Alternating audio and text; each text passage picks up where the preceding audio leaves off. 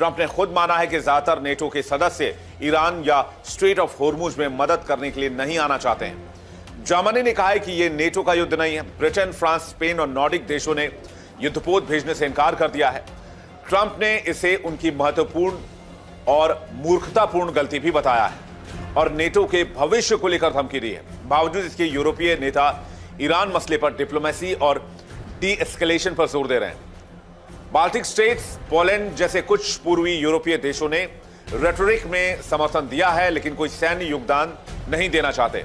NATO के 32 सदस्यों में से अमेरिका को छोड़कर ज्यादातर ने हाथ पीछे खींच लिए हैं। ये सब मिलकर ट्रंप को ईरान युद्ध में फंसा दिखा रहे हैं। अपनों के इस्तीफे, मागा में फूट, कांग्रेस का दबाव, नेटो का बहिष्कार, सब मिलकर संकेत दे रहे हैं कि ट्रंप अकेले पड़ गए। युद्ध अब तीसरे हफ्ते में है।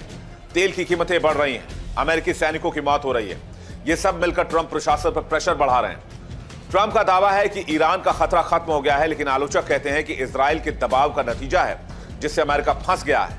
फिलहाल उनके अपने लोग, कांग्रेस और सहयोगी सब साथ छोड़ते जा रहे हैं। ईरान युद्ध ने न सिर्फ मिडिल ईस्ट को अस्थिर किया है, बल्कि ट्रंप की अमेरिका फर्स्ट इमेज को भी बहुत ज्यादा चोट पहुंचा रहा है। अगर युद्ध लंबा खिंचा तो मिड टर्म में इलेक्शंस में भी इसका असर हो सकता है, क्योंकि ट्रंप अकेले लड़ रहे हैं और यह लड़ाई उन्हें महंगी पड़ रही है।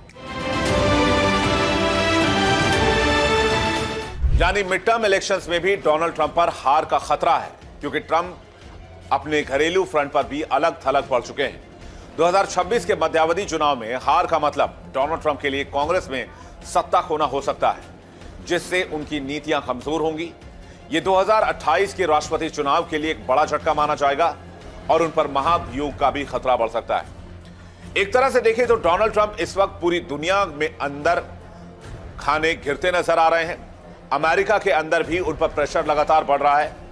डोनाल्ड ट्रंप ने युद्ध शुरू करने से पहले किसी से मशवरा नहीं किया। ना उन्होंने यूरोपीय देशों को भरोसे में लिया, ना मिडिल ईस्ट के दोस्तों को भरोसे में लिया, ना उन्होंने कांग्रेसियों से इस बात की चर्चा की। इसकी वजह से यह हुआ कि ट्रंप के खिलाफ असंतोष गहरा गया और ऊपर से जो अरबों डॉलर खर्च हो रहे हैं उसका दबाव भी ट्रंप प्रशासन पर लगातार बढ़ रहा है। वहीं इजराइल के ऑब्जेक्टिव पूरे हो रहे हैं, लेकिन अमेरिका ने जो सोचा था वो एक भी ऑब्जेक्टिव पूरा नहीं हो पाया, खासकर तेहरान को फतेह करने वाला ऑब्जेक्टिव। इसके लिए आपको 2003 का इराक युद्ध देखना होगा। 2003 में जब अमेरिका ने इराक पर हमला किया तो सद्दाम हुसैन को वहां से निकालकर अमेरिका ने इराक का किला फतेह कर दिया। यानी कि टॉप लीडरशिप को मारने के बाद इराक खुद ब खुद ढह गया। यही बात ईरान जानता था और ईरान की IRGC ने इसकी तैयारी बहुत लंबे समय से की। लगभग